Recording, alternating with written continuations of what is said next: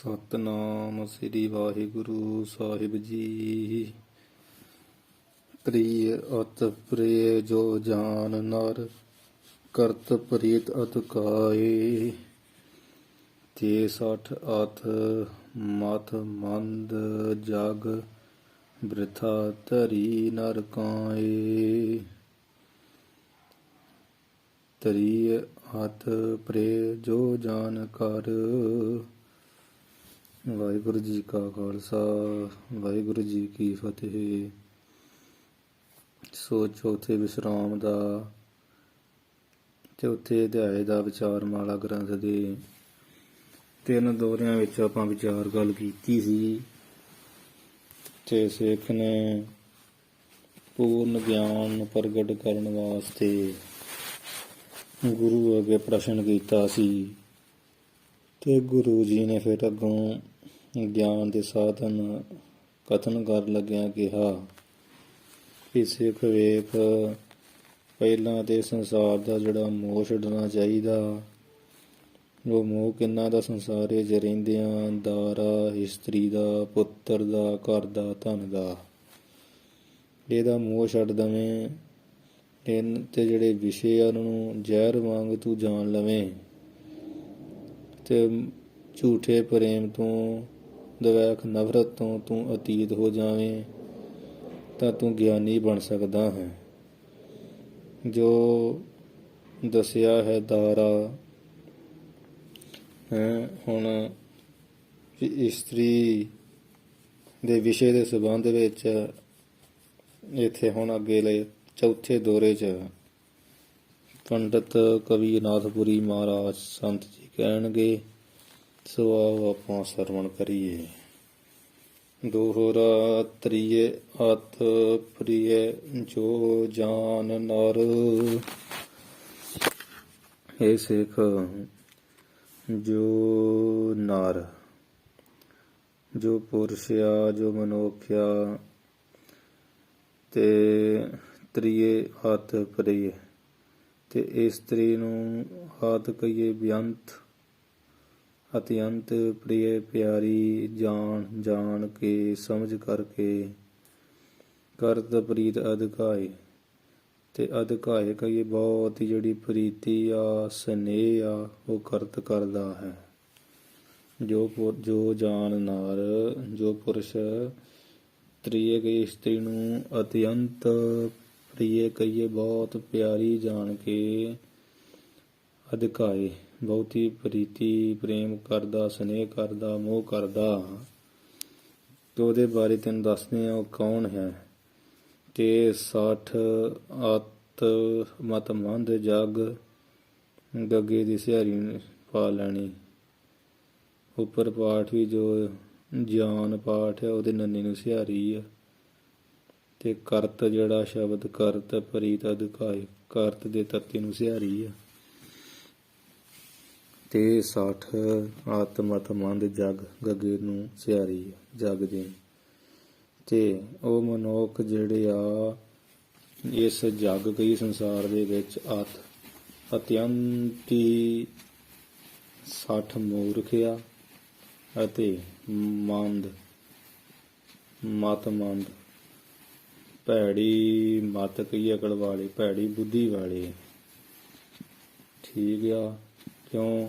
ਬ੍ਰਿਥਾ ਧਰੀ ਨਰ ਕਾਏ। ਉਸ ਮਨੁੱਖ ਨੇ ਜਿਹੜੀ ਕਾਏ ਆ ਕਹੀਏ ਦੇਹ ਆ, ਬ੍ਰਿਥਾ ਵਿਅਰਥ ਹੀ ਧਰੀ ਧਾਰਨ ਕੀਤੀ ਹੋਈ ਹੈ। ਭਾਵ ਮੁਕਤੀ ਦਾ ਸਾਧਨ ਮਨੁੱਖਾ ਸਰੀਰ ਵਿਅਰਥ ਗਵਾ ਲਿਆ। ਆਇਆ ਪ੍ਰਾਣੀ ਆਇਆ, ਲਾਹਾ ਲੈਣ ਲੱਗਾ ਕਿਦਕ ਫੱਕੜੇ, ਪਰ ਉਹ ਖੋਟੇ ਕਰਮਾਂ 'ਚ ਲੱਗਿਆ ਰਹਿੰਦਾ ਇਸ ਬੇਵਿਚਾਰ ਇਸਤਰੀ ਦੇ ਸਨੇਹ ਕਰਕੇ। ਤੇ ਸਠ ਉਹ ਜਿਹੜਾ, ਤੇ ਇਹਦਾ ਅਰਥ ਉਹ ਮਨੁੱਖ ਜਿਹੜਾ ਇਸ ਜੱਗ ਦੇ ਵਿੱਚ ਸਠ ਮੂਰਖ ਆ, ਅਤਿਅੰਤ ਬੇਅੰਤੀ ਤੇ ਮਤ ਮੰਦ, ਉਹਦੀ ਬੁੱਧੀ ਮੰਦੀ ਆ, ਭੈੜੀ ਆ। ਤੇ ਉਸਨੇ ਦੇਹ ਪਾ ਕੇ ਕੋਈ ਲਾਹਾ ਨਹੀਂ ਖੱਟਿਆ। ਬਿਰਥਾ ਧਰੀ ਨਰ ਕਾਈ। ਉਸ ਨਰ ਪੁਰਸ਼ ਨੇ ਇਹ ਜਿਹੜੀ ਦੇਹ ਆ ਮਨੁੱਖ ਬੜੀ ਮਹਾਨ ਦੁਰਲੱਭ ਦੇਹ ਬਿਰਥਾ ਵਿਅਰਥੀ ਧਾਰੀ ਹੋਈ ਆ। ਇਸ ਕਾਈ ਸਰੀਰ ਬਿਰਥਾ ਹੀ ਧਾਰਿਆ ਹੋਇਆ। ਇਸ ਸਰੀਰ ਲੈ ਕੇ ਕੁਝ ਖੱਟੀ ਨਹੀਂ ਕੀਤੀ ਹੈ। ਆਇਆ ਗਿਆ ਮੋਇਆ ਨਾਮ ਵਾਲੀ ਗੱਲ ਹੈ ਉਹਦੀ। ਦੋਹਰਾ ਅਸਥ ਮਾਸ ਅਰ ਰੁਦਰ ਤਵਚ। ਇਹ ਸਿੱਖ ਜਿਸ ਇਸਤਰੀ ਦੇ ਸਰੀਰ ਨੂੰ ਦੇਖ ਕੇ ਮਨੁੱਖ ਦੇ ਮਨ ਵਿੱਚ ਕਾਮ ਵਾਸ਼ਨਾ ਜਾਗਦੀ ਹੈ, ਦੇਖੋ ਉਸ ਇਸਤਰੀ ਵਿੱਚ ਹੈ ਕੀ ਪਹਿਲਾਂ। ਹੁਣ ਉਹ ਦੱਸ ਰਹੇ ਅਸਥ ਮਾਸ ਅਰ ਰੁਦਰ ਤਵਚ। ਉਹ ਇਸਤਰੀ ਜਿਹਨੂੰ ਦੇਖ ਕੇ ਮਨੁੱਖ ਕਾਮ ਵਾਸ਼ਨਾ ਪੈਦਾ ਕਰਕੇ ਪਾਗਲ ਹੋ ਜਾਂਦਾ। ਅਸਥ ਕਹੀਏ ਹੱਡੀਆਂ, ਮਾਸ ਅਰ ਕਹੀਏ ਅਤੇ ਰੁਦਰ ਕਹੀਏ ਖੂਨ, ਤਵਚ ਕਹੀਏ ਚਮੜੀ। ਉਹ ਖੂਨ ਤੇ ਚਮੜੀ ਹੱਡੀਆਂ ਮਾਸ ਦੇ ਸੁਮੇਲ ਤੋਂ ਬਣੀ ਹੋਈ ਆ। ਬੰਦਾ ਵੀ ਇਸੇ ਤਰ੍ਹਾਂ ਹੀ। ਕਸਮਲ ਨਖ ਸਿੱਖ ਪੂਰ। ਫਿਰ ਪੈਰਾਂ ਦੇ ਜਿਹੜੇ ਨਖ ਕਹੀਏ ਨਹੁੰ ਆ, ਨਹੁੰਾਂ ਤੋਂ ਲੈ ਕੇ ਸਿੱਖ ਜਿਹੜੀ ਚੋਟੀ ਆ ਭਾਵ ਸਿਰ ਦੀ ਚੋਟੀ ਤੱਕ ਪੂਰੀ ਕਸਮਲ ਕਹੀਏ ਪਾਪਾਂ ਵਿਕਾਰਾਂ ਨਾਲ ਭਰੀ ਹੋਈ ਹੈ। ਠੀਕ ਆ। ਨਿਰਗੁਣ ਅਸੋਚ ਮਲੀਨ ਤਨ। ਫਿਰ ਨਿਰਗੁਣ ਭਾਵ ਗੁਣਾਂ ਤੋਂ ਹੀਣੀ। ਪਰਮਾਰਥ ਵਾਲੇ ਜਿਹੜੇ ਸ਼ੋਭ ਗੁਣ ਆ ਉਹਨਾਂ ਤੋਂ ਰਹਿਤ ਆ। ਅਸੋਚ ਪਾਠ ਜਿਹੜਾ ਦੇ ਚਾਚੇ ਨੂੰ ਸਿਹਾਰੀ ਆ ਉਹ ਪਾ ਲੈਣੀ। ਫਿਰ ਅਸੋਚ ਕਹੀਏ ਉਹ ਵਿਕਾਰ ਕਰਕੇ ਮਨ ਦੀ ਪਵਿੱਤਰਤਾ ਤੋਂ ਵੀ ਰਹਿਤ ਆ। ਅਪਵਿੱਤਰ ਆ, ਮਲੀਨ ਆ। ਕਿਉਂ ਮਲੀਨ ਆ? ਕਿਉਂਕਿ ਉਹ ਮਹਾਂਮਾਰੀ ਹੁੰਦੀ ਰਹਿੰਦੀ ਤੇ ਮਲੀਨ ਤਨ ਸਰੀਰ ਕਰਕੇ ਬਹੁਤ ਮੈਲੀ ਹੈ ਮਹਾਂਮਾਰੀ ਆਉਣੇ ਕਰਕੇ। ਇਸ ਕਰਕੇ ਇਹ ਸਿੱਖ ਤਿਆਗ ਆਗ ਜਿਉਂ ਦੂਰ। ਆਗ ਗੱਗੇ ਨੂੰ ਸਿਹਾਰੀ। ਇੱਥੇ ਆਗ ਦੇ ਗੱਗੇ ਨੂੰ ਸਿਹਾਰੀ ਆ।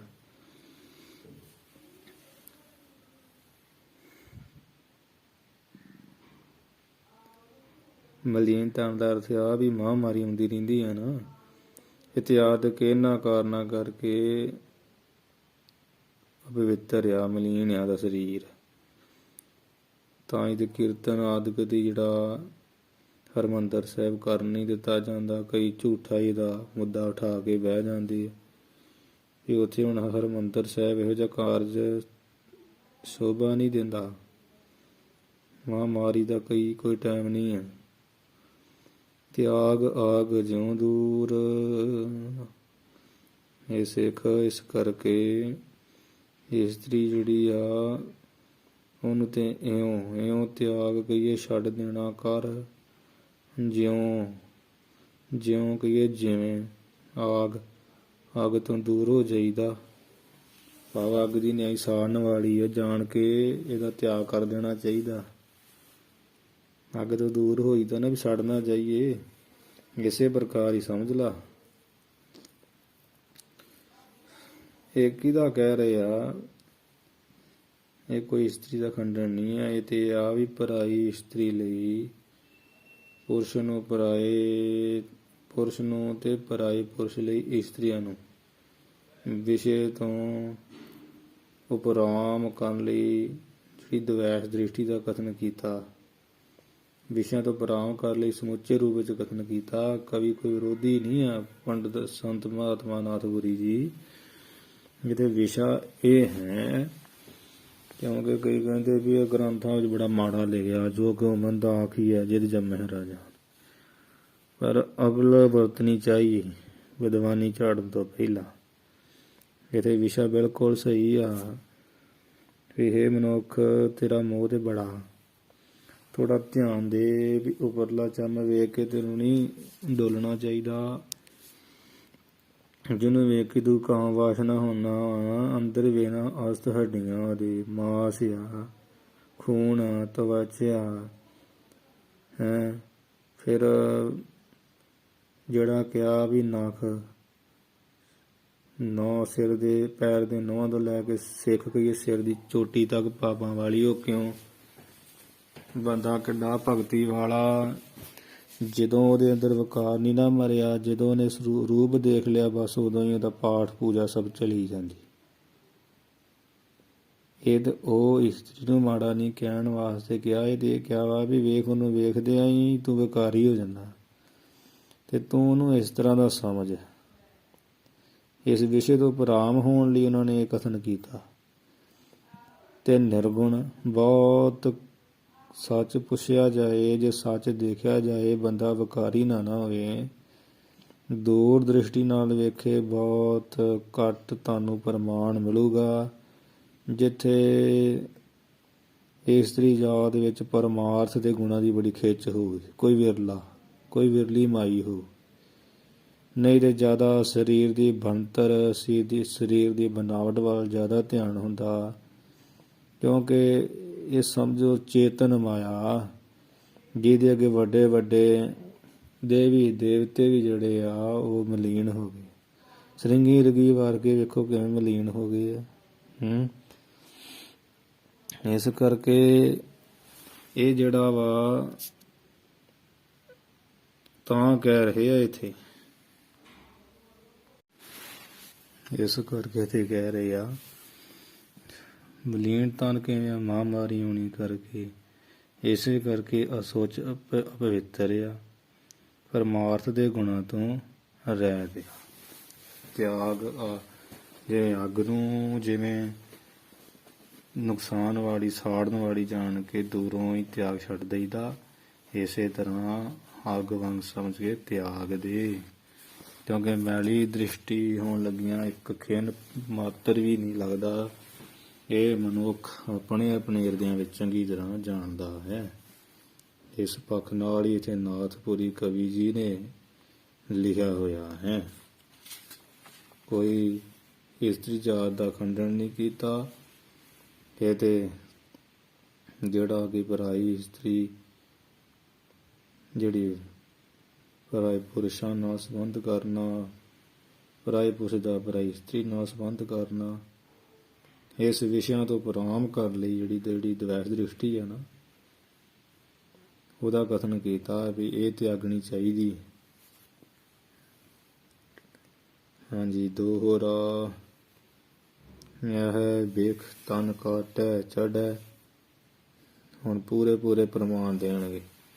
ਇਹ ਸਿੱਖ ਵੇਖ, ਇਹ ਕਹੀਏ ਸੱਪ ਦੀ ਜਿਹੜੀ ਵੇਖ ਜ਼ਹਿਰ ਆ ਉਹ ਤੇ ਤਨ ਕਾਟੈ, ਸਰੀਰ ਨੂੰ ਕਾਟੇ ਕਹੀਏ ਕੱਟਣ ਨਾਲ ਚੜ੍ਹਦੀ ਆ। ਜਦੋਂ ਸੱਪ ਕੱਟੇ ਫਿਰ ਉਹ ਜ਼ਹਿਰ ਸਰੀਰ ਨੂੰ ਚੜ੍ਹਦੀ ਆ, ਇਹ ਚਿਤਵਤ ਚੜ੍ਹ ਜਾਏ। ਪਰ ਇਹ ਜਿਹੜੀ ਕਾਮ ਰੂਪੀ ਜ਼ਹਿਰ ਆ ਇਹ ਤੇ ਇਸਤਰੀ ਦੇ ਚਿਤਵਤ ਚੇਤੇ ਕਰਦਿਆਂ, ਚਿੰਤਨ ਕਰਦਿਆਂ, ਯਾਦ ਕਰਨ ਨਾਲ ਹੀ ਚੜ੍ਹ ਜਾਂਦੀ। ਹਾਂਜੀ, ਹੁਣ ਇਹਦੇ ਵਿੱਚ ਤੇ ਕੋਈ ਸ਼ੰਕਾ ਨਹੀਂ ਹੈ, ਇਹਦੇ ਗੱਲ ਬਿਲਕੁਲ ਸਹੀ ਆ। ਜੋ ਇੱਥੇ ਕਵੀ ਜੀ ਸਿਧਾਂਤ ਕਹਿ ਰਿਹਾ ਉਹਨੂੰ ਸਮਝਣਾ ਚਾਹੀਦਾ। ਨਿਰਾ ਇਹ ਨਹੀਂ ਕਹਿ ਦੇਣਾ ਪੜ੍ਹਨਾ ਨਾ ਵੇ ਜੋ ਕਿ ਮੰਦਾ ਕੀ ਇੱਜ਼ਤ ਜੰਮੇ ਰਾਜ। ਇੱਥੇ ਉਹ ਅਰਥ ਨਹੀਂ ਆ, ਕਿਉਂਕਿ ਕਵੀ ਜੀ ਦਾ ਆਪਣਾ ਜਨਮ ਵੀ ਕਿਸੇ ਮਾਂ ਤੋਂ ਹੋਇਆ। ਇੱਥੇ ਤੇ ਵਿਸ਼ਿਆਂ ਵਿਕਾਰਾਂ ਤੋਂ ਉਪਰਾਮ ਹੋਣ ਲਈ ਦੱਸ ਰਹੇ ਆ ਵੀ ਇੰਨਾ ਕੁ ਗਿਆਨ ਪ੍ਰਾਪਤ ਕਰ ਲਾ ਤੇ ਤੂੰ ਵਿਸ਼ੇ 'ਚ ਨਹੀਂ ਫਸੇਗਾ। ਤਾਂ ਕਰਕੇ ਕਹਿ ਰਹੇ ਗਿਆਨ ਧਿਆਨ ਪੁਨ ਪ੍ਰਾਨ ਹੂੰ। ਜਿਹੜਾ ਫਿਰ ਇਸਤਰੀ ਦੀ ਚੇਤਵਨੀ ਐਸੀ ਆ ਯਾਦ ਆ, ਇੱਕ ਤੋਂ ਜਾਂ ਚੇਤਵਨੀ ਕਰਨੀ ਇਹ ਕਾਮ ਆ। ਫਿਰ ਇਹ ਐਸਾ ਕਾਮ ਆ ਕਿ ਮਨੁੱਖ ਦੇ ਪੜ੍ਹੇ ਜਿਹੜੇ ਸ਼ਾਸਤਰ ਗਿਆਨ, ਕਿੰਨਾ ਵੀ ਗਿਆਨ ਹੋਵੇ, ਚੰਗੇ ਗਿਆਨੀ ਲੋਕ ਚੰਗੇ ਚੰਗੇ ਪਾਠੀ ਹੁੰਦੇ ਆ, ਪਰ ਉਹ ਕੀ ਦਾ ਕੀ ਬਣ ਜਾਂਦਾ ਫਿਰ। ਧਿਆਨ, ਪੜ੍ਹੇ ਹੋਏ ਧਰਮ ਸ਼ਾਸਤਰਾਂ ਦੇ ਗ੍ਰੰਥਾਂ ਦੇ ਗਿਆਨ, ਫਿਰ ਧਿਆਨ, ਪੁੰਨ ਪ੍ਰਾਣ ਹੂੰ, ਫਿਰ ਜਿਹੜੇ ਪ੍ਰਾਣ ਸਵਾਸ ਆ ਤੇ ਹੂੰ ਦਾ ਅਰਥ ਨੂੰ, ਸਾਸਾਂ ਨੂੰ ਲੇਤ ਮੂਲ ਜੁਤ ਖਾਏ, ਮੂਲ ਕਹੀਏ ਮੁੱਢ ਮੋਢੀ, ਭਾਵ ਪੁੰਨਾਂ ਦੇ ਜਿਹੜੇ ਜੁਤ ਪਾੜ ਤੱਤੇ ਨੂੰ ਸਿਹਾਰੀ ਹੈ, ਲੇਤ ਪਾੜ ਤੇ ਤੱਤੇ ਨੂੰ ਸਿਹਾਰੀ ਹੈ, ਪੁੰਨ ਪਾੜ ਦੇ ਨੰਨੇ ਨੂੰ ਵੀ ਸਿਹਾਰੀ ਹੈ, ਗਿਆਨ ਧਿਆਨ ਪੁੰਨ ਨੰਨੇ ਨੂੰ ਸਿਹਾਰੀ ਪੁੰਨ ਦੇ, ਤੇ ਲੇਤ ਦੇ ਤੱਤੇ ਨੂੰ ਸਿਹਾਰੀ ਆ ਤੇ ਜੁਤ ਦੇ ਤੱਤੇ ਨੂੰ ਸਿਹਾਰੀ। ਸਹੀ ਕਰ ਲੈਣਾ। ਹਾਂਜੀ, ਲੇਤ ਮੂਲ ਜੁਤ ਖਾਏ, ਪ੍ਰਾਣ ਹੂੰ, ਹੂੰ ਦਾ ਅਰਥ ਨੂੰ, ਪ੍ਰਾਣ ਕਹੀਏ ਸਵਾਸਾਂ ਨੂੰ, ਮੂਲ ਕਹੀਏ ਮੁੱਢ, ਭਾਵ ਜਿਹੜਾ ਪੁੰਨ ਆ, ਪੁੰਨਾਂ ਦੇ ਜਿਹੜਾ ਜੁਦ ਕਹੀਏ ਸਮੇਤ ਹੀ, ਖਾਏ ਕਹੀਏ ਖਾ ਲੈਂਦੀ ਹੈ।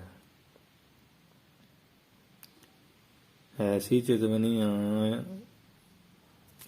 ਪਰਾਈ ਵਿਭਚਾਰ ਇਸਤਰੀ ਦੀ, ਜਾਂ ਪਰਾਈ ਇਸਤਰੀ ਦੀ, ਕਿ ਮਨੁੱਖ ਦਾ ਜਿਹੜਾ ਪੜ੍ਹਿਆ ਹੋਇਆ ਸ਼ਾਸਤਰ ਗਿਆਨ, ਧਰਮ ਗ੍ਰੰਥਾਂ ਦਾ ਗਿਆਨ, ਫਿਰ ਧਿਆਨ,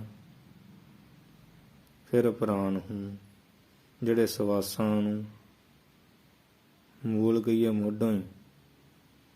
ਮੁੱਢੋਂ ਹੀ ਭਾਵ ਪੁੰਨਾਂ ਦੇ, ਫਿਰ ਮੁੱਢੋਂ ਹੀ ਤੇ ਜੁਤ ਕੀ ਤੇ ਪੁੰਨਾਂ ਦੇ ਸਮੇਤ ਹੀ ਖਾਏ ਖਾ ਲੈਂਦੀ ਹੈ। ਕਾਮੀ ਮਨੁੱਖ ਜਿਹੜਾ ਦਾ ਕੋਈ ਗਿਆਨ ਧਿਆਨ ਨਹੀਂ ਰਹਿੰਦਾ, ਗਿਆਨ ਧਿਆਨ ਕਿਛ ਕਰਮ ਨਾ ਜਾਣ, ਫਿਰ ਤੇ ਇਹੋ ਜਿਹਾ ਹੋ ਜਾਂਦਾ, ਉਹਦੀ ਇਹੋ ਜਿਹੀ ਹਾਲਤ ਹੋ ਜਾਂਦੀ, ਉਹਨੂੰ ਕੁਝ ਵੀ ਜਾਣਦਾ। ਵੱਡੇ ਵੱਡੇ ਗਿਆਨਵਾਨ ਤੇ ਧਿਆਨ ਲਾਉਣ ਵਾਲੇ ਸਭ ਕਾਮ ਦੇ ਨਾਲ ਫਲੀਤ ਪਵਿੱਤਰੀ ਕੀਤੇ ਗਏ ਜਾਂ ਕਾਮ ਦੇ ਨਾਲ ਹੋ ਗਏ। ਫਿਰ ਇਸਤਰੀ ਦੇ ਚੱਕਰ ਵਿੱਚ ਕਈ ਵਾਰ ਪੁਰਸ਼ ਆਪਣੇ ਪ੍ਰਾਣ ਹੂੰ, ਪ੍ਰਾਣ ਹੀ ਮੁੱਢੋਂ ਗਵਾ ਲੈਂਦਾ। ਕਿੰਨੇ ਕੇਸ ਹੁੰਦੇ ਅਖਬਾਰਾਂ 'ਚ, ਟੀਵੀਆਂ 'ਚ, ਕਿੰਨਾ ਕੁਝ ਹੁੰਦਾ। ਇਹ ਸਾਰਾ ਕਾਮ ਹੀ ਹੈ ਨਾ, ਹੋਰ ਕੌਣ ਹੈ? ਕਾਮ ਹੀ ਕਹਿੰਦਾ ਲੈ ਉਹ ਨਹੀਂ ਹੈਗਾ ਤੇ ਮੈਂ ਵੀ ਨਹੀਂ ਹੈਗਾ। ਗਿਆਨ ਵੀ ਚਲਾ ਜਾਂਦਾ, ਸਮਾਧੀ ਲਾਈ ਚਲੀ ਜਾਂਦੀ, ਸਭ ਸਮਾਧੀਆਂ ਖੁੱਲ ਜਾਂਦੀਆਂ। ਹਰੇਕ ਪੁਰਸ਼ ਨੂੰ ਪਤਾ, ਗਿਆਨੀ ਨੂੰ ਪੜ੍ਹਤ ਰੂਪ ਨਾਲ ਵੇਖਿਆ ਨੇਤਰ, ਪਰ ਇਹ ਸਤਿਗੁਰੂ ਕਿਰਪਾ ਕਰਨ ਮਨ ਵਸਾਵੇ ਨਾਨਕਾ, ਜੇ ਪੂਰਨ ਕਿਰਪਾ ਹੋਏ। ਇਹਦੇ ਵਿੱਚ ਕੋਈ ਮਾਣ ਹੀ ਨਹੀਂ ਕਿਸੇ ਦਾ, ਕੋਈ ਇਹ ਨਹੀਂ ਕਹਿ ਸਕਦਾ ਵੀ ਮੈਂ ਵੀ ਕਾਮ ਤੇ ਕਾਬੂ ਮੇਰਾ। ਉਹ ਮਹਾਂਪੁਰਸ਼ਾਂ ਨੂੰ ਜਿਨ੍ਹਾਂ ਨੂੰ ਵੇਸਵਾ ਰੋਜ਼ ਮਖੌਲ ਕਰਿਆ ਕਰਦੀ ਸੀ ਕਿ ਸੰਤ ਜੀ ਤੁਹਾਡੀ ਦਾੜਾ ਚਿੱਟਾ ਕਿ ਮੇਰੇ ਕੁੱਤੇ ਦੀ ਪੂਛ ਚਿੱਟੀ, ਤੇ ਉਹ ਮਹਾਂਪੁਰਸ਼ ਕਦੀ ਵੀ ਬੋਲਿਆ ਨਹੀਂ ਸੀ ਕਰਦੇ। ਅਖੀਰੀ ਮਰਦੇ ਸਮੇਂ, ਸਰੀਰ ਛੱਡਦੇ ਸਮੇਂ ਵੇਸਵਾ ਬੁਲਾਇਆ ਸੀ ਵੇਸਵਾ ਨੂੰ ਕੋਲ, ਤੇ ਦਾਸਾਂ ਨੇ ਜਦੋਂ ਸੁਣਿਆ, ਜਦੋਂ ਕਿਹਾ ਮਹਾਤਮਾ ਜੀ ਨੇ ਵੀ ਵੇਸਵਾ ਬੁਲਾ ਕੇ ਲਿਆਓ, ਉਹ ਸਾਰੇ ਹੈਰਾਨ ਹੋ ਗਏ ਵੀ ਅੱਜ ਤੱਕ ਇਹਨਾਂ ਸੰਤਾਂ ਨੇ ਕਿਤੇ ਇਹੋ ਜਿਹਾ ਕੰਮ ਨਹੀਂ ਕੀਤਾ, ਤੇ ਹੁਣ ਅੰਤਲਾ ਸਮਾਂ ਆ ਗਿਆ, ਚਿਖਾ ਤਿਆਰ ਹੈ, ਤੇ ਕਹਿੰਦੇ ਵੇਸਵਾ ਨੂੰ ਬੁਲਾ ਕੇ ਲਿਆਓ। ਜਦੋਂ ਲਿਆਂਦਾ ਬੁਲਾ ਕੇ ਵੇਸਵਾ ਨੂੰ ਦਾਸਾਂ ਨੇ, ਤੇ ਉਹ ਸੰਤ ਕਹਿਣ ਲੱਗੇ ਦੇਖ ਮਾਈ, ਕਿਉਂਕਿ ਸੰਤਾਂ ਨਜ਼ਰਾਂ 'ਚ ਮਾਈ ਭੈਣੀ ਹੈ, ਦੇਖ ਮਾਈ ਅੱਜ ਸੁਣ, ਮੇਰੇ ਜਿਹੜੇ ਦਾੜੇ ਦੇ ਕੇਸ ਆ ਨਾ, ਮੇਰਾ ਦਾੜਾ ਚਿੱਟਾ ਤੇਰੇ ਕੁੱਤੇ ਦੀ ਪੂਛ ਨਾਲੋਂ ਜ਼ਿਆਦਾ। ਉਹ ਕਹਿੰਦੀ ਵੀ ਇਹ ਗੱਲ ਤੁਸੀਂ ਉਹਦਾ ਕਿਉਂ ਨਾ ਕਹਿ ਦਿੱਤੀ। ਮਹਾਤਮਾ ਕਹਿਣ ਲੱਗੇ ਦੇਖ ਮਾਈ, ਉਹ ਤਾਂ ਨਹੀਂ ਕਹੀ, ਪਤਾ ਨਹੀਂ ਜ਼ਿੰਦਗੀ ਵਿੱਚ ਕਿੱਥੇ ਠੇਡਾ ਲੱਗ ਜਾਣਾ। ਇਹ ਤੇ ਬਚੇ ਬਚਾਵੇ ਰਾਮ, ਬਚੇ ਤਾਂ ਜੇ ਬਚਾਵੇ ਰਾਮ ਪਰਮੇਸ਼ਰ। ਤੇ ਇਹ ਤਾਂ ਨਹੀਂ ਕਿਹਾ ਸੀ। ਅੱਜ ਅਸੀਂ ਆਪਣੇ ਸਵਾਸ ਪੂਰੇ ਕਰਕੇ ਵਾਹਿਗੁਰੂ ਵਿੱਚ ਲੀਨ ਹੋ ਜਾ ਰਹੇ ਹਾਂ, ਤਾਂ ਕਰਕੇ ਸਾਨੂੰ ਆਪਣੇ ਤੇ ਭਰੋਸਾ ਹੈ ਅੱਜ। ਪਹਿਲਾਂ ਤਾਂ ਨਹੀਂ ਸੀ ਕਿਹਾ, ਪਤਾ ਨਹੀਂ ਕਿੱਥੇ ਠੇਡਾ ਲੱਗ ਜਾਣਾ। ਇਸ ਕਰਕੇ ਕੋਈ ਮਾਣ ਨਹੀਂ ਕਰ ਸਕਦਾ। ਇਹੋ ਜਿਹਾ ਹੈ ਕਾਮ, ਏਡਾ ਵੱਡਾ ਬਲੀ। ਸੰਤਾਂ ਨੇ ਇਹਨਾਂ ਕਾਮ ਨੂੰ ਨਿਵਰਤ ਕੀਤਾ। ਸਲਿੰਗੀ ਰਖੀ ਵਰਗੇ ਮੋਏ ਗਏ ਸਨ ਏਡੇ ਵੱਡੇ ਦੇਖੀ। ਇਸ ਕਰਕੇ ਗਿਆਨ ਦੀ ਇੱਥੇ ਕਥਾ ਬਹੁਤ ਵੱਡੀ ਜਿਹੜੇ ਆ ਕਵੀ ਸਾਹਿਬ ਜੀ ਦੱਸ ਰਹੇ। ਇਸ ਪ੍ਰਕਾਰ ਸਹੀ ਜਿਹੜਾ ਸਮਝ ਲੈਣਾ, ਇਹਦਾ ਵਿਸਥਾਰ ਬਹੁਤਾ ਕਰਨ ਦੀ ਜ਼ਰੂਰਤ ਹੀ ਨਹੀਂ ਆ, ਸਮਝਦੇ ਹੀ ਆਪਾਂ। ਦੋਹਰਾ ਮੈਥਨ ਅਸ਼ਟ ਪ੍ਰਕਾਰ ਜੋ, ਮੈਥਨ ਦੇ ਥੱਥੇ ਨੂੰ ਔਂਕੜਿਆ। ਕਹਿੰਦੇ ਹੈ ਨਾਥ ਕਵੀ ਜੀ ਕਥਨ ਕਰਦੇ ਹਨ ਕਿ ਇਹ ਸਿੱਖ ਮੈਥਨ ਜਿਹੜਾ ਕਹੀਏ ਕਾਮ ਆ, ਉਹ 8 ਪ੍ਰਕਾਰ ਕਿਸਮਾਂ ਦਾ ਹੈ। ਠੀਕ ਆ। ਅਨਾਥ ਕਹੋ ਸੁਰਤ ਮਾਹੀ, ਕਵੀ ਨਾਥ ਜੀ ਕਹਿੰਦੇ ਆ ਕਿ ਇਹ ਸਿੱਖ ਜੋ ਸੁਰਤ ਕਹੀਏ ਸੁਰਤੀਆਂ ਦੇ ਮਾਹੇ ਕਹੀਏ ਵਿੱਚ ਕਥਨ ਕੀਤਾ। ਠੀਕ ਆ। ਸੁਰਤੀਆਂ ਵਿੱਚ ਦੇਖ ਕਰਕੇ ਮੈਂ ਕਿਹਾ ਤੈਨੂੰ ਸੁਰਤ ਮਾਹੀ, ਸੁਰਤੀਆਂ 'ਚ ਦੇਖ ਕੇ ਨਾ ਫਿਰ ਅਨਾਥ ਜੀ ਕਹਿੰਦੇ ਸਿੱਖ ਕਿਹਾ ਵਾ ਵੀ ਸੁਰਤੀਆਂ ਵੀ ਇਹ ਗੱਲ ਕਹਿੰਦੀ ਵੀ ਜਿਹੜਾ ਮੈਥਨ ਆ ਕਾਮ ਆ ਉਹ 8 ਪ੍ਰਕਾਰ ਦਾ ਵਾ। ਗੁਰੂ ਨਾਨਕ ਸਾਹਿਬ ਸੱਚੇ ਪਾਤਸ਼ਾਹ ਜੀ ਨੇ ਵੀ ਜਿਹੜਾ ਉਹ ਕਈ ਥਾਵਾਂ ਤੇ ਨਾਨਕ ਪ੍ਰਕਾਸ਼ ਚ ਆਉਂਦਾ ਦੱਸਿਆ ਸੀ। ਇਨ ਤੇ ਨਿਜ ਵਿਪਰੀਤ ਜੋ ਇਹਨਾਂ 8 ਪ੍ਰਕਾਰ ਦੇ ਕਾਮ ਤੋਂ ਜੋ ਕਹੀਏ ਜਿਹੜਾ ਨਿਜ ਕਹੀਏ ਆਪ, ਵਿਪਰੀਤ ਕਹੀਏ ਉਲਟ। ਇਨ ਤੇ ਨਿਜ ਵਿਪਰੀਤ ਜੋ ਇਹ ਜਿਹੜਾ 8 ਪ੍ਰਕਾਰ ਦਾ ਕਾਮ ਹੈ ਨਾ, ਇਹਨਾਂ 8 ਪ੍ਰਕਾਰ ਦੇ ਕਾਮ ਤੋਂ ਜੋ ਕਹੀਏ ਜਿਹੜਾ, ਤੇ ਇਹਦਾ ਅਰਥ ਤੋਂ ਜੋ ਜਿਹੜਾ ਨਿਜ ਕਹੀਏ ਆਪ, ਵਿਪਰੀਤ ਕਹੀਏ ਉਲਟ ਚੱਲਦਾ ਹੈ। ਭਾਵ ਵੀ ਕਾਮ ਆਪਣਾ ਕੰਮ ਕਰਦਾ, ਪਰ ਜਿਹੜਾ 8 ਪ੍ਰਕਾਰ ਦੇ ਕਾਮ ਨੂੰ ਕਾਬੂ ਵਿੱਚ ਰੱਖਦਾ। ਬ੍ਰਹਮਚਰਜ ਕਹਿਤਾ ਹੈ ਤਾਏ, ਤਿਸ ਨੂੰ ਜਾਂ ਉਸ ਨੂੰ ਇਹ ਸਿੱਖ ਬ੍ਰਹਮਚਰਜ ਬ੍ਰਹਮਚਾਰੀ ਕਹਿ ਕਿਹਾ ਜਾਂਦਾ ਵਾ। ਠੀਕ ਆ ਨਾ, ਸਮਝ ਗਿਆ ਨਾ। 8 ਪ੍ਰਕਾਰ ਦਾ ਕਾਮ ਆ ਜਿਹੜਾ ਇਹਨਾਂ ਤੋਂ ਆਪਣੇ ਆਪ ਨੂੰ ਉਲਟ ਹੋ ਕੇ ਚੱਲਦਾ, ਭਾਵ ਕਾਬੂ ਵਿੱਚ ਰੱਖ ਕੇ ਚੱਲਦਾ, ਕਿਉਂਕਿ ਮਰਨਾ ਤਾਂ ਨਹੀਂ ਹੁੰਦਾ, ਸਰੀਰ ਦੇ ਅੰਦਰ ਹੀ ਹੁੰਦਾ। ਜ਼ਰੂਰਤ ਵੀ ਹੈ ਇਹਦੀ, ਪਰ ਬੰਦਾ ਕੀ ਹੈ ਇਹਦੇ ਅਨੁਸਾਰ ਹੀ ਅੱਗੇ ਚੱਲਦਾ। ਇਹ ਬੰਦੇ ਦੇ ਅਨੁਸਾਰ ਹੀ ਨਹੀਂ ਚੱਲਦਾ। ਜੇ ਬੰਦੇ ਦੇ ਅਨੁਸਾਰ ਹੀ ਇਹ ਚੱਲੇ ਫਿਰ ਸਮਝ ਲਓ ਕਾਬੂ।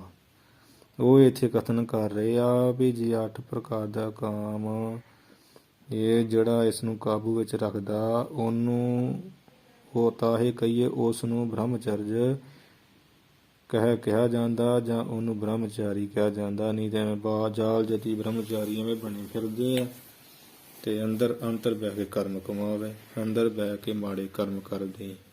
ਉਦਾਂ ਕਹਿੰਦੇ ਜੋਗੀ ਆ ਤੇ ਕਰ ਮੰਗਦੇ ਆ, ਫਿਰ ਆਪਣੀ ਨੇਤਰਾਂ ਦੀ ਦ੍ਰਿਸ਼ਟੀ ਜਿਹੜੇ ਨਾਲ ਫਿਰਦੇ ਇੱਧਰ ਉੱਧਰ ਸਾਰਿਆਂ ਦਾ ਇਹੀ ਹਾਲ ਹੋਇਆ ਪਿਆ। ਬਾਹਰੋਂ ਬਾਬਾ ਜੀ ਦੀ ਸ਼ਾਦੀ ਨਹੀਂ ਹੋਈ, ਅੰਦਰੋਂ ਜਿਹੜਾ ਕੁਕਰਮ ਕਮਾਉਂਦੇ ਉਹਨੂੰ ਬ੍ਰਹਮਚਾਰੀ ਕਿਹਾ ਜਾਂਦਾ, ਜਿਹੜਾ ਇਹਨਾਂ ਤੋਂ ਉਲਟ ਚੱਲਦਾ 8 ਪ੍ਰਕਾਰ ਦੇ ਕਾਮ ਤੋਂ। ਉਹ ਕਿਹੜਾ 8 ਪ੍ਰਕਾਰ ਦਾ ਕਾਮ, ਹੁਣ ਉਹਦਾ ਵੀ ਅੱਗੇ ਖੋਲ ਕੇ ਦੱਸ ਰਹੇ ਹਨ। ਸਰਵਣ ਸਿਮਰਨ ਔ ਕੀਰਤਨ। ਹੁਣ ਦੱਸ ਰਹੇ, ਸੁਣੋ ਸਿੱਖ ਕਹਿੰਦਾ ਮਹਾਰਾਜ 8 ਪ੍ਰਕਾਰ ਦਾ ਕਾਮ ਕਿਹੜਾ? ਕਹਿੰਦੇ ਸੁਣ ਭਾਈ ਸਿੱਖ ਸੁਣ, ਕਿਹੜਾ ਉਹ? ਇੱਕ ਤੇ ਹੈ ਸਰਵਣ, ਭਾਵ ਇਸਤਰੀ ਦੀ ਸੋਭਾ ਸੁਣਨੀ, ਕਿ ਉਹ ਐਸੀ ਹੈ, ਉਹਦੀ ਗੱਲਾਂ ਸੁਣਨੀਆਂ, ਐਸੇ ਨੈਣ ਨਕਸ਼ੇ, ਐਸੇ ਨੇਤਰ ਉਹਦੇ, ਐਸਾ ਸਰੀਰ ਹੈ, ਇਹ ਗੱਲਾਂ ਸੁਣਨੀਆਂ ਕੰਨਾਂ ਦੇ ਨਾਲ। ਸਰਵਣ, ਇਹਨੂੰ ਕਹਿੰਦੇ ਸਰਵਣ ਕਾਮ। ਇਸਤਰੀ ਦੀਆਂ ਗੱਲਾਂ ਸੁਣਨੀਆਂ। ਦੂਸਰਾ ਸਿਮਰਨ, ਇਸਤਰੀ ਦਾ ਪਹਿਲਾਂ ਸੁਣ ਲੈਣਾ, ਫਿਰ ਉਹਦੇ ਸਰੂਪ ਨੂੰ ਚੇਤੇ ਕਰਦੇ ਰਹਿਣਾ, ਜਾਂ ਦੇਖ ਲੈਣਾ ਫਿਰ ਉਹਨੂੰ ਚੇਤੇ ਕਰਦੇ ਰਹਿਣਾ ਬਾਰ-ਬਾਰ। ਇਹ ਦੂਜਾ ਸਿਮਰਨ ਆ। ਆਓ ਕਹੀਏ। ਅਤੇ ਕੀਰਤਨ, ਐਵੇਂ ਵਡਿਆਈ ਦੇ ਪੁਲ ਬੰਨੀ ਜਾਣੇ, ਵਡਿਆਈ ਕਰੀ ਜਾਣੀ, ਜ਼ਬਾਨ ਨਾਲ ਮਿੱਤਰਾਂ ਵਿੱਚ ਉਹਦਾ ਕੀਰਤਨ ਕਰੀ ਜਾਣਾ, ਭਾਵ ਜਸ ਕਰੀ ਜਾਣਾ, ਉਹਦੇ ਗੁਣਾਂ ਨੂੰ ਵਰਣਨ ਕਰੀ ਜਾਣਾ। ਉਹ ਇੱਦਾਂ ਬੜਾ ਪ੍ਰੇਮ ਮੇਰਾ। ਉਹ ਕਾਮੀ ਜਦੋਂ ਬੰਦਾ ਹੋ ਜਾਂਦਾ ਕਰਦਾ ਹੀ ਨਾ ਵਡਿਆਈ, ਕਾਮ ਦ੍ਰਿਸ਼ਟੀ ਨਾਲ ਸਰੀਰ ਦੀ ਕਰੀ ਜਾਂਦਾ ਵਡਿਆਈ, ਅੰਗ ਪ੍ਰਤੰਗਾਂ ਦੀ ਵਡਿਆਈ ਕਰੀ ਜਾਂਦਾ। ਇਹ ਹੁੰਦਾ ਕੀਰਤਨ, ਕੀਰਤਨ ਕਾਮ, ਜਸ ਕਰੀ ਜਾਣਾ ਇਸਤਰੀ ਦਾ, ਵਡਿਆਈ ਕਰਨੀ। ਤੀਸਰਾ ਇਹ ਹੋ ਗਿਆ। ਚੌਥਾ ਚਿਤਵਨ ਬਾਤ ਇਕਾਂਤ। ਫਿਰ ਚਿਤਵਨ ਕਹੀਏ ਇਸਤਰੀ ਵੱਲ, ਚਿਤਵਨ ਦੇਖਦੇ ਰਹਿਣਾ। ਚਿਤਵਨ ਦਾ ਅਰਥ ਹੁੰਦਾ ਦੇਖਣਾ, ਜਾਂ ਵੀ ਚਿੱਤ ਵਿੱਚ ਉਹਦੇ ਅੰਗ ਪ੍ਰਤੰਗਾਂ ਦੀ ਜਿਹੜੀ ਸਜਾਵਟ ਆ ਸਰੀਰ ਦੀ, ਉਹ ਚਿਤਵਨੀ ਇਹਦੇ ਕਰਨੀ, ਸੋਚੀ ਜਾਣਾ ਬਾਰ ਬਾਰ। ਚਿਤਵਨ ਦਾ ਅਰਥ ਦੇਖਣਾ ਵੀ ਆ ਤੇ ਚਿਤਵਨ ਦਾ ਅਰਥ ਚਿਤਵਨੀ ਵੀ। ਚੇਤੇ ਕੀ ਕਰੀ ਜਾਣਾ ਵੀ ਉਹਦੀ ਇੱਛਾ ਰੱਖਣੀ ਪ੍ਰਾਪਤੀ ਦੀ, ਵੀ ਮੈਨੂੰ ਮਿਲ ਜਾਏ, ਪ੍ਰਾਪਤ ਹੋ ਜਾਏ। ਇਹ ਚੌਥਾ ਚਿਤਵਨ। ਪੰਜਵਾਂ ਕਥਨ ਕਰਦੇ ਆ ਬਾਤ ਇਕਾਂਤ। ਫਿਰ ਇਕਾਂਤ ਕਹੀਏ ਇਕਾਂਤ, ਥਾਂ ਤੇ ਬੈਠ ਕੇ ਇਸਤਰੀ ਨਾਲ ਬਾਤ ਗੱਲਾਂ ਕਰਨੀਆਂ, ਵੀ ਕਾਮ ਹੈ। ਇਕਾਂਤ ਕਹੀਏ ਇਕੱਲੇ ਬੈਠ ਕੇ ਉਹਦੇ ਨਾਲ ਗੱਲਾਂ ਕਰਨੀਆਂ, ਜਿਵੇਂ ਅੱਜ ਕੱਲ੍ਹ ਦੇ ਯੰਤਰ ਫੋਨਾਂ ਦੇ ਉੱਤੇ ਹੁੰਦੀਆਂ, ਇਹ ਵੀ ਕਾਮ ਹੈ। ਠੀਕ ਹੈ ਜੀ। ਬਾਤ ਇਕਾਂਤ, ਇਕਾਂਤ ਥਾਂ ਤੇ ਇਕੱਲੀ ਜਿਹੀ ਥਾਂ ਵੇਖ ਕੇ ਲੁਕ ਛਿਪ ਕੇ ਗੱਲਾਂ ਕਰਨੀਆਂ, ਇਹ ਪੰਜਵਾਂ ਕਾਮ ਹੈ। ਛੇਵਾਂ ਕਥਨ ਕਰਦੇ ਆ ਦ੍ਰਿੜ ਸੰਕਲਪ ਪਰ ਯਤਨ ਤਨ। ਦ੍ਰਿੜ ਸੰਕਲਪ ਹੁੰਦਾ ਇਸਤਰੀ ਨੂੰ ਪ੍ਰਾਪਤ ਕਰਨ ਦਾ ਪੱਕਾ ਸੰਕਲਪ ਕਹੀਏ, ਖਿਆਲ ਕਰਨਾ। ਦ੍ਰਿੜ ਹੁੰਦਾ ਪੱਕਾ, ਸੰਕਲਪ ਹੁੰਦਾ ਜਿਹੜਾ ਖਿਆਲ ਕਰਨਾ, ਫੁਰਨਾ ਕਰਨਾ। ਦ੍ਰਿੜ ਸੰਕਲਪ ਪੱਕਾ, ਇਹ ਸੰਕਲਪ ਫੁਰਨਾ ਕਰ ਲੈਣਾ ਕਿ ਮੈਂ ਜ਼ਰੂਰ ਹੀ ਪ੍ਰਾਪਤ ਕਰ ਹੀ ਲੈਣਾ, ਕਰੂੰਗਾ ਜ਼ਰੂਰ, ਜੋ ਮਰਜ਼ੀ ਹੋਏ। ਕਈ ਪਵਾੜਾ ਹੀ ਪਾ ਕੇ ਬਹਿ ਜਾਂਦੇ, ਮਰ ਜੂੰਗਾ ਨਹੀਂ ਜਾ ਕਰ ਦੂੰਗਾ। ਪਰ ਯਤਨ ਤਾਨ, ਫਿਰ ਤਾਨ ਕਹੀਏ ਸਰੀਰ ਕਰਕੇ ਇਸਤਰੀ ਨੂੰ ਪ੍ਰਾਪਤ ਕਰਨ ਲਈ। ਪਰ ਯਤਨ ਵਿਸ਼ੇਸ਼, ਪਰ ਨਾਮ ਵਿਸ਼ੇਸ਼ ਦਾ ਯਤਨ ਨਾਮ, ਯਤਨ ਦਾ ਜਾਂ ਢੰਗ ਦਾ, ਤਰੀਕੇ ਦਾ। ਵਿਸ਼ੇਸ਼ ਕਰਕੇ ਯਤਨ ਢੰਗ ਤਰੀਕਾ ਕਰਨਾ, ਤਨ ਸਰੀਰ ਕਰਕੇ।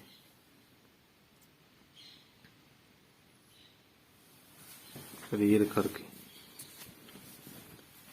ਭੱਜ ਦੌੜ ਕਰਨੀ, ਠੀਕ ਆ, ਬੜੇ ਯਤਨ ਕਰਨੇ। ਸਰੀਰ ਕਰਕੇ ਵੀ ਸੌਣ ਦੀ ਕੋਸ਼ਿਸ਼ ਕਰਨੀ, ਜਾਂ ਇੱਧਰ ਉੱਧਰ ਵਿਚੋਲਗੀ ਕਰਕੇ ਪ੍ਰਾਪਤ ਕਰਨ ਲਈ ਢੰਗ ਤਰੀਕੇ ਕਰਨੇ। ਇੱਕ ਦੇ ਉਤਰਾ ਤੇ ਹੈ ਨਾ ਦ੍ਰਿੜ ਸੰਕਲਪ, ਪੱਕਾ ਇਰਾਦਾ ਕਰਨਾ ਵੀ ਜ਼ਰੂਰ ਬਾਤਚੀਤ ਕਰਾਂਗਾ, ਪ੍ਰਾਪਤ ਕਰਾਂਗਾ ਇਹਨੂੰ। ਇੱਕ ਆ ਵੀ ਸਰੀਰ ਕਰਕੇ ਪ੍ਰਾਪਤ ਕਰਨ ਲਈ ਢੰਗ ਤਰੀਕੇ ਕਰਨੇ, ਇੱਧਰ ਉੱਧਰ ਵਿਚੋਲਗੀਆਂ ਕਰਕੇ, ਸਿਫਾਰਸ਼ਾਂ ਕਰਕੇ। ਪ੍ਰਾਪਤ ਅਸ਼ਟਕ ਹੰਤ ਅੱਠਵਾਂ ਕਾਮ ਆ। ਸੱਤਵਾਂ ਹੈਗਾ ਪ੍ਰਯਤਨ ਤਨ। ਛੇਵਾਂ ਹੈਗਾ ਦ੍ਰਿੜ ਸੰਕਲਪ। ਅੱਠਵਾਂ ਹੈਗਾ ਪ੍ਰਾਪਤ, ਇਸਤਰੀ ਪ੍ਰਾਪਤ ਕਰਕੇ ਉਸ ਨਾਲ ਸੰਬੰਧ ਕਰਨਾ, ਪ੍ਰਾਪਤ ਕਰ ਲੈਣਾ। ਪ੍ਰਾਪਤ ਦਾ ਅਰਥ ਪ੍ਰਾਪਤ ਕਰ ਲੈਣਾ, ਭਾਵ ਭੋਗ ਲੈਣਾ, ਕਾਮ ਚੇਸ਼ਟਾ ਕਰਨੀ, ਸੰਬੰਧ ਕਰ ਲੈਣਾ ਆਪਣਾ ਸਰੀਰ ਦਾ। ਅਸ਼ਟ ਕਹੰਤ, ਇਹ ਅਸ਼ਟ ਕਹੀਏ 8 ਪ੍ਰਕਾਰ ਦਾ ਕਾਮ ਕਹੰਤ ਕਿਹਾ ਜਾਂਦਾ ਹੈ ਕਥਨ ਸਿੱਖ ਇਹ ਕੀਤਾ ਹੈ। ਸੁਣ ਲਿਆ, ਇਹ ਤੈਨੂੰ ਖੋਲ ਕੇ ਦੱਸ ਦਿੱਤਾ ਹੈ। ਦੋਹਰਾ ਸੋਤ ਮੀਠੀ ਬਾਤੈਂ ਕਰੈ, ਇਹ ਸਿੱਖ ਜੋ ਸੋਤ ਪੁੱਤਰ ਮੀਠੀ ਮਿੱਠੀਆਂ ਪਿਆਰੀਆਂ ਬਾਤੈਂ ਕਰੇ, ਬਾਤੈਂ ਕਰੇ ਮਿੱਠੀਆਂ ਪਿਆਰੀਆਂ ਭਾਵ ਤੋਤਲੀਆਂ ਪਾਪਾ ਮੰਮੀ ਜਿਵੇਂ ਬੱਚੇ ਕਰਦੇ, ਤੋਤਲੀਆਂ ਜੀਆਂ ਬਾਤਾਂ ਕਹੀਏ ਗੱਲਾਂ ਕਰਦਾ ਹੈ। ਮਨੋ ਮੋਹਨੀ ਮੰਤ, ਮੋਹਣੀ ਹਾਹੀ ਨੂੰ ਸਿਹਾਰੀ ਹੈ ਤੇ ਨੰਨੇ ਨੂੰ ਸਿਹਾਰੀ ਮੋਹਣੀ। ਉਹ ਮਨੋ ਕਹੀਏ ਮਾਨੋ ਕੇ ਮੋਹਣੀ ਮੰਤ, ਮਨ ਨੂੰ ਵਸ ਕਰਨ ਲੈਣ ਵਾਲਾ ਮੰਤਰ ਟੂਣਾ ਹੈ। ਮੋਹਣੀ, ਮੋਹਣੀ ਅਰਥ ਹੁੰਦਾ ਮੋਹ ਜਾਂ ਵਸ, ਮੰਤਰ ਨਾਮ ਮੰਤਰ ਦਾ ਟੂਣੇ ਦਾ। ਮਾਨੋ ਉਹ ਮੋਹਣੀ ਮੰਨਦਿਆ, ਮੋਹਣੀ ਮੰਤਰ ਚੱਲ ਰਿਹਾ, ਭਾਵ ਮਨ ਨੂੰ ਵਸ ਕਰਨ ਵਾਲਾ ਮੰਤਰ ਚੱਲ ਰਿਹਾ, ਉਹ ਟੂਣਾ ਹੋ ਰਿਹਾ। ਜਿਹੜਾ ਪੁੱਤਰ ਜਦੋਂ ਪੈਦਾ ਹੋ ਜੇ ਤੇ ਉਹ ਮਿੱਠੀਆਂ ਮਿੱਠੀਆਂ ਗੱਲਾਂ ਕਰਦਾ, ਭੱਜ ਭਗੜਦੇ ਮੈਨੂੰ ਚੁਕਾਓ ਮੈਨੂੰ ਚੁਕਾਓ, ਉਹ ਮਾਨੋ ਮੋਹਣੀ ਮੰਤਰ ਦਾ ਟੂਣਾ ਹੋ ਰਿਹਾ। ਸੋਨ ਸੋਨ ਆਨੰਦ ਪਾਵਹੀ, ਉਹਨਾਂ ਤੋਦਲੀਆਂ ਗੱਲਾਂ ਨੂੰ ਵਾਰ-ਵਾਰ ਸੁਣ ਕਹੀਏ, ਸੁਣ ਕੇ ਸਰਵਣ ਕਰਕੇ ਆਨੰਦ ਪਾਵੇ, ਖੁਸ਼ੀ ਫਿਰ ਭਾਵ ਹੀ ਪਾਉਂਦੇ ਜੀਵ। ਅਸੀਂ ਸਾਰੇ ਖੁਸ਼ੀ ਪਾਉਣਾ ਕਰਦੇ। ਫਿਰ ਦੱਸ ਕੀ ਕਹਿਣਾ। ਬਸ ਬਸੀ ਹੋਤ ਜਗ ਜੰਤ, ਬਸ ਹੋਤ ਜਗ ਜੰਤ। ਤੇ ਜਿਹੜੇ ਜਗ ਕਹੀਏ ਸਰੀਰ ਦੇ, ਜਗ ਕਹੀਏ ਸੰਸਾਰ ਦੇ ਜੰਤ ਜੀਵ ਆ, ਉਹਦੇ ਮੋਹ ਦੇ ਫਿਰ ਬਸ ਅਧੀਨ ਹੋਤ ਹੋ ਰਹੇ ਹੁੰਦੇ ਹਨ। ਕਹਿੰਦੇ ਹਾ ਬੜਾ ਮਜ਼ਾ ਆਇਆ, ਬੜੀਆਂ ਗੱਲਾਂ ਸੋਹਣੀਆਂ ਕਰਦਾ ਪੁੱਤ, ਫੇਰ ਸੁਣਾ। ਬਸ ਹੋਤ ਜਗ ਜੰਤ, ਜਗ ਸੰਸਾਰ ਦੇ ਜੰਤ ਜੀਵ ਆ, ਫਿਰ ਬਸ ਹੁੰਦੇ ਉਹਦੇ ਮੋਹ ਦੇ, ਸੁਣ ਕੇ ਆਨੰਦ ਪਾਉਂਦੇ। ਇੱਥੇ ਪਾਠ ਇਵੇਂ ਵੀ ਹੈਗਾ, ਬਸ ਦੀ ਜਗ੍ਹਾ ਬਸੀ ਪਾਠ ਵੀ ਹੈਗਾ ਦੂਸਰਾ। ਬਸੀ ਹੋਤ 60 ਜੰਤ, ਜਗ ਜਿੱਥੇ ਪਾਠ ਤੇ 60 ਸੱਸਾ ਠੱਠਾ, ਭਾਵ ਉਹਦਾ ਅਰਥ ਕੀ ਬਣਦਾ ਵੀ ਫਿਰ ਬਹੁਤੇ ਜਿਹੜੇ ਮੂਰਖ ਜੀਵ ਆ ਨਾ, 60 ਨਾਮ ਮੂਰਖ ਦਾ, ਜੰਤ ਨਾਮ ਜੀ ਦਾ, ਜਿਹੜੇ ਬਹੁਤੇ ਮੂਰਖ ਜੀਵ ਆ ਫਿਰ ਉਹ ਸੁਣ ਕੇ ਆਨੰਦ ਪਾਉਂਦੇ ਤੇ ਬਸੀ ਹੋਤ ਉਹਦੇ ਮੋਹ ਦੇ ਵਸ ਹੁੰਦੇ ਆ, ਬਾਰ ਸੁਣਨਾ ਚਾਹੁੰਦੇ ਗੱਲਾਂ। ਪਾਠ ਪੂਜਾ ਦਾ ਵੀ ਟਾਈਮ ਦਾ ਪਤਾ ਨਹੀਂ ਲੱਗਦਾ, ਉੱਧਰ ਲੱਗ ਜਾਂਦਾ ਹਾਰੇ, ਇਹੋ ਜਿਹੀ ਹਾਲਤ ਹੁੰਦੀ। ਦੋਹਰਾ ਕਾਜ ਅਕਾਜ ਲਹਿਓ ਨਹੀਂ, ਐਸੇ ਮੂਰਖ ਮਨੁੱਖਾਂ ਨੇ ਕਾਜ ਚੰਗਾ, ਅਕਾਜ ਮੰਦਾ। ਕਾਜ ਹੁੰਦਾ ਕੰਮ, ਅਕਾਜ ਹੁੰਦਾ ਨਾ ਕਰਨ ਵਾਲਾ ਕੰਮ। ਚੰਗਾ ਮੰਦਾ ਜਿਹੜਾ ਕੰਮ ਆ ਲਹਿਓ ਨਹੀਂ, ਜਾਣਿਆ ਹੀ ਨਹੀਂ। ਭਾਵ ਕਿ ਕਿਸ ਕੰਮ ਨਾਲ ਮੁਕਤੀ ਮਿਲਦੀ ਆ, ਤੇ ਭਲਾ ਹੁੰਦਾ, ਕਿਹੜੇ ਕੰਮ ਨਾਲ ਬੰਧਨ ਪੈਂਦੇ ਆ, ਕਿਹਦੇ ਨਾਲ ਨਿਵਰਤੀ ਹੁੰਦੀ, ਕਿਹਦੇ ਨਾਲ ਪ੍ਰਵਿਰਤੀ ਹੁੰਦੀ ਆ, ਇਹਦੇ ਲਹਿਓ ਨਹੀਂ, ਇਹਦੇ ਜਾਣੇ ਕੋਈ ਨਹੀਂ। ਲਹਿਓ ਦਾ ਅਰਥ ਜਾਣੇ ਕੱਖ ਨਹੀਂ ਦੇ ਬਾਰੇ। ਕਾਜ ਕੀ ਆ, ਅਕਾਜ ਕੀ ਆ, ਬਸ ਬੀਤ ਜਹ ਜਨਮ ਅਕਾਜ ਰੇ, ਦੇਸ ਦਿਨ ਸੁਣ ਕੇ ਪੁਰਾਣ ਸਮਝਤ ਨਹਿਰੇ ਅਜਾਨ। ਇਹ ਹਾਲਤ ਹੈ। ਗਾਹਿਓ ਮੋਹ ਦ੍ਰਿੜ ਬੰਦ, ਤੇ ਇਹ ਤੇ ਜਾਣਦਾ ਨਹੀਂ ਆ, ਸਗੋਂ ਜਿਹੜਾ ਮੋਹ ਆ, ਮੋਹ ਦੇ ਵਿੱਚ ਦ੍ਰਿੜ ਗਈ ਹੈ, ਪੱਕੇ ਤੌਰ ਤੇ ਬੰਧਨਾ, ਮੋਹ ਦੇ ਪੱਕੇ ਤੌਰ ਤੇ ਬੰਧ ਗਈ, ਬੰਧਨਾਂ ਵਿੱਚ ਗਇਓ ਪਕੜਿਆ ਜਾਂਦਾ ਹੈ, ਸਗੋਂ ਹੀ ਪਕੜਿਆ ਜਾਂਦਾ। ਐਸੀ ਹਾਲਤ ਹੋ ਜਾਂਦੀ ਇਹਦੀ,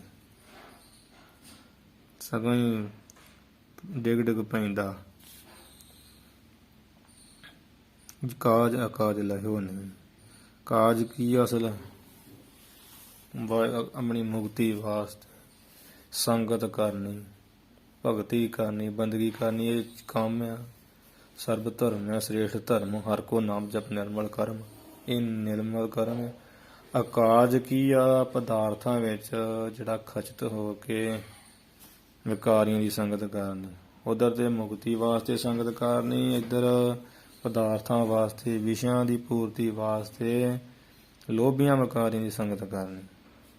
ਇਹ ਹੈਗਾ ਕਾਜ ਅਕਾਜ। ਤੇ ਕਾਜ ਅਕਾਜ ਸਿੱਧਾ ਅਰਥ ਵੀ ਚੰਗਾ ਤੇ ਅਕਾਜ ਕਹੀਏ ਮੰਦਾ। ਇਹਦੇ ਸੰਬੰਧ ਵਿੱਚ ਤੇ ਲਹਿਓ ਜਾਣਿਆ ਹੀ ਨਹੀਂ ਆ, ਤੇ ਸਗੋਂ ਮੋਹ ਦ੍ਰਿੜ ਬੰਧ, ਪੱਕੇ ਤੌਰ ਤੇ ਜਿਹੜਾ ਮੋਹ ਆ ਉਹਦੇ ਬੰਦ ਕੇ ਬੰਧਨਾਂ ਵਿੱਚ ਗਇਓ ਪਕੜਿਆ ਗਿਆ ਹੈ। ਪਕੜਿਆ ਜਾਂਦਾ, ਪਕੜਿਆ ਗਿਆ, ਇੱਧਰ ਹੀ ਪੂਰਾ ਖੁੱਭਿਆ। ਸੋ ਗੁਰ ਖੋਜ ਮਗ ਨਾ ਚਹਿਓ, ਸੋ ਕਹੀਏ ਉਹ ਜੀਵ ਬ੍ਰਹਮ ਨਿਸ਼ਟੀ, ਬ੍ਰਹਮ ਤੇ ਨਿਸ਼ਚਾ ਰੱਖਣ ਵਾਲਾ, ਬ੍ਰਹਮ ਦੇ ਸੰਬੰਧ ਵਿੱਚ ਸਰੋਤਰੀ ਸੁਣਨ ਵਾਲਾ, ਗੁਰੂ ਲੱਭ ਕੇ ਭਾਵ ਵੀ ਪ੍ਰਾਪਤ ਕਰਕੇ ਬ੍ਰਹਮ ਨਿਸ਼ਟੀ ਬ੍ਰਹਮ ਸਰੋਤਰੀ ਗੁਰੂ, ਉਸ ਪੂਰੇ ਗੁਰੂ ਤੋਂ ਮੁਕਤੀ ਦਾ ਜਿਹੜਾ ਮਾਰਗ ਆ ਨਾ, ਰਸਤਾ, ਉਹਨੂੰ ਤੇ ਨਾ ਚਾਹੇ, ਲੱਭਣਾ ਹੀ ਨਹੀਂ ਚਾਹਿਆ। ਮੰਗਣਾ ਚਾਹੇ, ਖੋਜ ਦਾ ਅਰਥ ਲੱਭਣਾ, ਉਹਨੂੰ ਤੇ ਖੋਜਣਾ ਹੀ ਨਹੀਂ ਚਾਹਿਆ, ਲੱਭਣਾ ਹੀ ਨਹੀਂ ਚਾਹਿਆ। ਸੋ ਗੁਰ ਖੋਜ ਮਗ ਨਾ ਚਾਹਿਓ, ਨੰਨੇ ਕੰਨਾ ਇੱਥੇ ਸਹੀ ਪਾਠ। ਕੰਨਾ ਮੁਕਤਾ ਹੋਵੇ ਤਾਂ ਵੀ ਨਹੀਂ ਅਰਥ ਬਣਨਾ, ਨੰਨੇ ਕੰਨਾ ਹੋਵੇ ਤਾਂ ਵੀ ਨਹੀਂ ਅਰਥੀ ਬਣਨਾ, ਪਰ ਸ਼ੁੱਧ ਪਾਠ ਨੰਨੇ ਕੰਨਾ ਹੈ। ਸੋ ਮੂਰਖ ਮਨੁੱਖਾਂ ਨੇ ਜਿਹੜਾ ਸ੍ਰੇਸ਼ਟ ਗੁਰੂ ਆ ਨਾ, ਬ੍ਰਹਮ ਸਰੋਤਰੀ ਬ੍ਰਹਮ ਨਿਸ਼ਟੀ ਪੂਰਨ ਗੁਰੂ, ਪੂਰਨ ਗੁਰ ਅਵਤਾਰ, ਐਸੇ ਗੁਰੂ ਨਾਨਕ ਸਾਹਿਬ ਸਤਿਗੁਰੂ ਹੈ। ਐਸੇ ਵੱਡਿਆਂ ਗੁਰਾਂ ਨੂੰ ਖੋਜ ਕਹੀਏ ਲੱਭ ਕੇ ਆਪਣੀ ਕਲਿਆਣ ਵਾਸਤੇ, ਆਪਣੀ ਮੁਕਤੀ ਵਾਸਤੇ ਜਿਹੜਾ ਗਿਆਨ ਦਾ ਮਾਰਗ ਹੈ ਨਾ, ਰਸਤਾ, ਉਹਨੂੰ ਤੇ ਨਾ ਚਾਹੇ, ਚਾਹਣਾ ਹੀ ਨਹੀਂ ਕੀਤਾ, ਲੋੜ ਹੀ ਨਹੀਂ ਕਹਿੰਦੇ ਇਹਦੀ। ਕੀ ਕਰਦੇ ਆ? ਵਾਹਿਓ ਸਿੰਧ ਮਤ ਅੰਧ, ਸਗੋਂ ਆਂਧ ਕਹੀਏ ਅੰਨੀ ਮਤ, ਅਕਲ ਬੁੱਧੀ ਵਾਲੇ ਜੀਵ ਮੂਰਖ ਇਹ ਜਿਹੜਾ ਸਿੰਧ ਸੰਸਾਰ ਸਮੁੰਦਰ ਆ, ਇਹਦੇ ਵਿੱਚ ਹੀ ਵਾਹਿਓ ਵਹਿ ਰਿਹਾ ਹੈ, ਵਹਿ ਗਿਆ ਹੈ। ਇੱਥੇ ਆ ਜਗ ਡਿੱਠਾ, ਆ ਜਗ ਮਿੱਠਾ, ਗਲਾ ਕਹਿ ਡਿੱਠਾ, ਇਹਦੇ ਵਿੱਚ ਸਭ ਕੁਝ ਆ। ਇਸ ਪ੍ਰਕਾਰ ਇਹਦੀ ਹਾਲਤ ਹੁੰਦੀ ਆ। ਉਹ ਪਹਿਲਾਂ ਤੇ ਜਿਹਨੇ ਦਾਰਾ ਲਿਖਿਆ ਸੀ ਆ ਦੋਹਰੇ 'ਚ, ਪ੍ਰਥਮੇ ਜਗਤ ਅਸਗਤ ਤਜ, ਤੇ ਜੋ ਦਾਰਾ ਇਸਤਰੀ ਦਾ ਕਥਨ ਇਹ 10ਵੇਂ ਦੋਹਰੇ ਤੱਕ ਕਵੀ ਜੀ ਨੇ ਕੀਤਾ, ਜਿਹਦਾ ਆਪਾਂ ਵਿਚਾਰ ਕੀਤੀ ਹੈ। ਇਹਦੇ ਵਿੱਚ ਕੋਈ ਖੋਲ ਕੇ ਵੀ ਜ਼ਰੂਰਤ ਨਹੀਂ ਦੱਸਣ ਦੀ, ਸਮਝਦੇ ਹੀ ਆ ਸਭ ਸੁਖਾਲਾ ਹੀ ਆ। ਅੱਖਰੀ ਅਰਥ ਦਾ ਬਹੁਤਾ ਧਿਆਨ ਦੇਣ ਦੀ ਜ਼ਰੂਰਤ ਆ।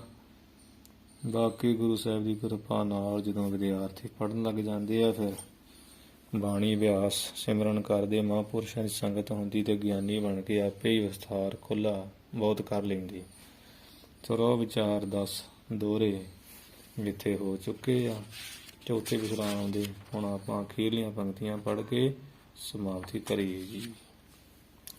ਕਾਜ ਅਕਾਜ ਲਹਿਓ ਨਹੀਂ, ਗਹਿਓ ਮੋਹ ਦ੍ਰਿੜ ਬੰਧ, ਸੋ ਗੁਰ ਖੋਜ ਮਗ ਨਾ ਚਹਿਓ, ਗਹਿਓ ਸਿੰਧ ਮਤ ਅੰਧ।